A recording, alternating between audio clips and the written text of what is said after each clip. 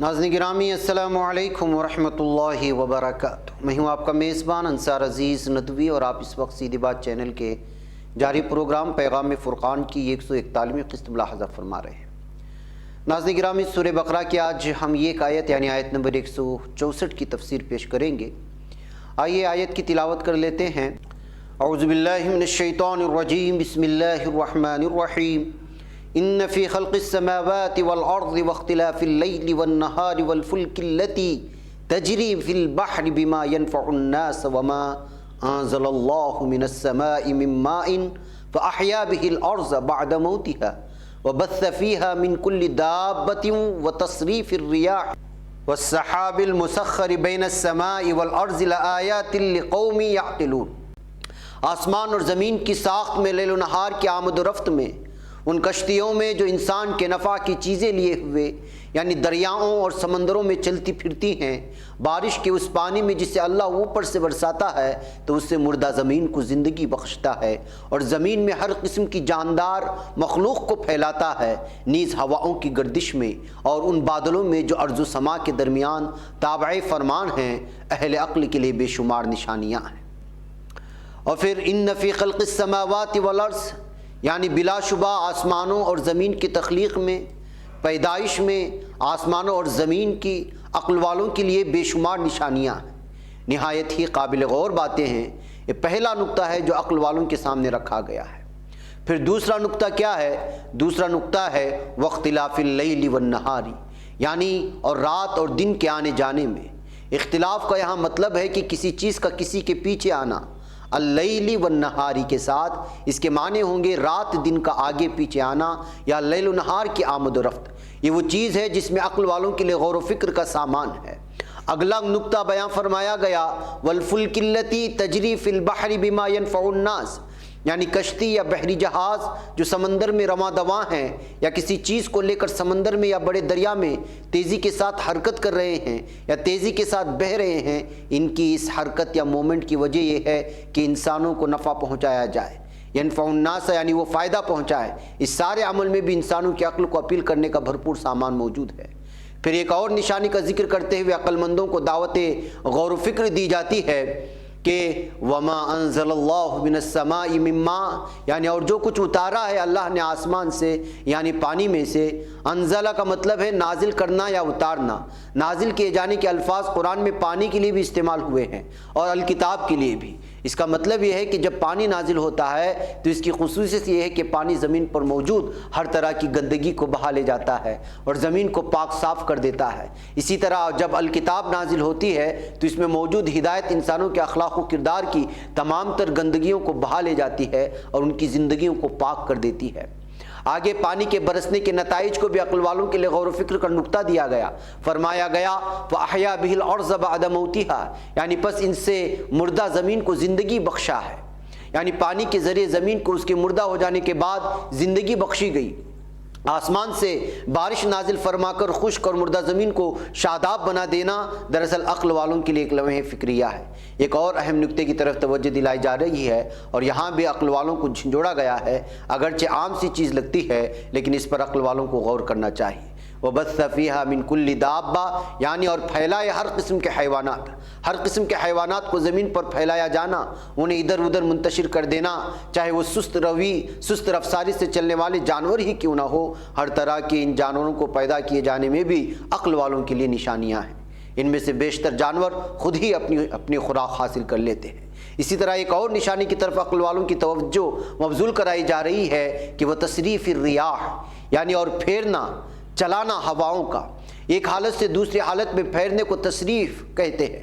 ہوائیں عام طور پر عذاب کے لیے آندھی اور طوفان کے لیے بھی مستعمل ہے، اور جمع کا صیغہ استعمال ہو تو ہوائیں کا لفظ خوشخبری اور رحمت کے لیے بھی استعمال ہوا ہے، جیسا کہ 51ویں سورہ ذاریات کی 41ویں آیت میں ارشاد فرمایا گیا وَفِي عَادٍ إِذْ أَرْسَلْنَا عَلَيْهِمُ الرِّيحَ الْعَقِيمَ، اور قصہ عاد یعنی قوم عاد بھی ایک نشانی اور عبرت ہے جب ہم نے ان پر تباہ کن آندھی چھوڑی تھی۔ یہاں بھی الرِّيح استعمال ہوا ہے اور یہاں ہواؤں کو تباہ کن آندھیوں کے ترازو میں بیان کیا گیا ہے۔ اسی طرح سورہ اعراف کی آیت نمبر 57 میں بھی ان الفاظ کا استعمال موجود ہے، وَهُوَ الَّذِي يُرْسِلُ الرِّيَاحَ بُشْرًا بَيْنَ يَدَيْ رَحْمَتِهِ، وہی اللہ تو ہے جو اپنی رحمت بارش سے قبل ٹھنڈی ہواؤں کی خوشخبری کے طور پر بھیجتا ہے ٹھنڈی ہواؤں کو۔ زیر تفسیر آیت میں ایک اور آخری نقطہ عقل کو اپیل کرنے والا بیان فرمایا گیا، اور وہ ہے وَالسَّحَابِ الْمُسَخَّرِ بَيْنَ السَّمَاءِ وَالْأَرْضِ لَآيَاتٍ لِقَوْمٍ يَعْقِلُونَ، اور وہ بادل جو کہ حکم بردار ہیں، زمین و آسمان کے درمیان تابع فرمان ہیں، اہل عقل کے لیے بے شمار نشانیاں ہیں۔ عقل کو اپیل کرنے والا یہ آخری نقطہ ہے جس کا مشاہدہ موسم برسات میں ہر شخص کر سکتا ہے۔ شہر کے ایک حصے میں موسلا دھار بارش ہوتی ہے کہ بادل کو وہاں برسنے کا حکم ہوتا ہے، جبکہ دوسرا حصہ خشک رہتا ہے۔ بادل کا مسخر ہونا کے مفہوم میں تابع فرمان بنانا، خدمت پر مامور کرنا شامل ہے۔ یہاں زور دے کر فرمایا جا رہا ہے کہ ان امور میں ضرور نشانیاں موجود ہیں۔ اگر توجہ کی نگاہ سے دیکھا جائے تو انفس و آفاق میں اللہ تعالیٰ کی قدرت کی نشانیاں ہر طرف بکھری پڑی ہیں۔ آنکھ بینا ہو تو اسے ہر جگہ یہ نشانیاں نظر آ جائیں گی، شرط یہ ہے کہ اس کے لیے عقل و شعور سے کام لیا جائے۔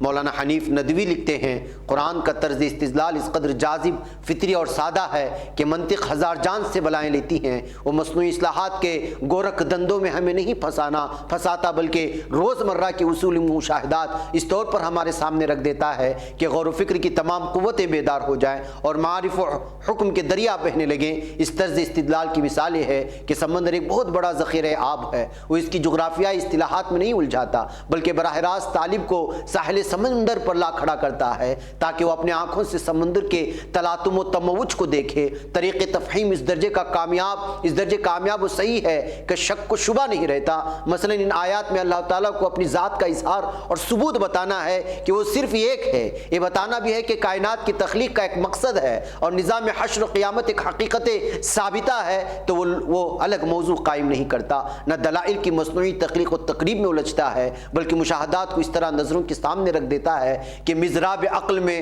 خود بخود تحریک پیدا ہو جاتی ہے اور ذہن انسانی ان تمام باتوں کو خود بخود جان جاتا ہے، اور اس کے بعد بھی غور و فکر کی وسعتیں ختم نہیں ہوتی۔ یعنی وہ کہتا ہے کہ رات دن کے اختلاف میں، جہاز و کشتی کے چلنے میں، ابر و باران کے حیات بخش اثرات میں، زمین پر مختلف نوع حیوانات کے رہنے سہنے میں، ہواؤں کے ادھر ادھر جانے میں اور ابر کی تسخیر میں عقل مندوں کے لیے دلائل ہیں۔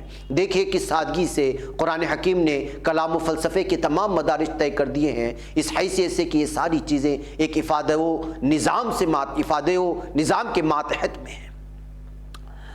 اس کے علاوہ ناظرین گرامی ایک باشعور اور با ارادہ ذات کو چاہتی ہے، اس بات باری ہے، اس حیثیت سے کہ ان میں ایک وحدت پس پردہ کار فرما ہے، توحید کی متقاضی ہیں، اور پھر اس لیے کہ ان سب میں ایک نفع ہے، مقصد و منتہا کو چاہتی ہیں۔ اس بات حشر و نشر ہے، کیا کوئی کتاب اتنا بلیغ، واقعی اور جاذب غور و فکر نہج استدلال اپنے طرز و تفہیم میں رکھتی ہے؟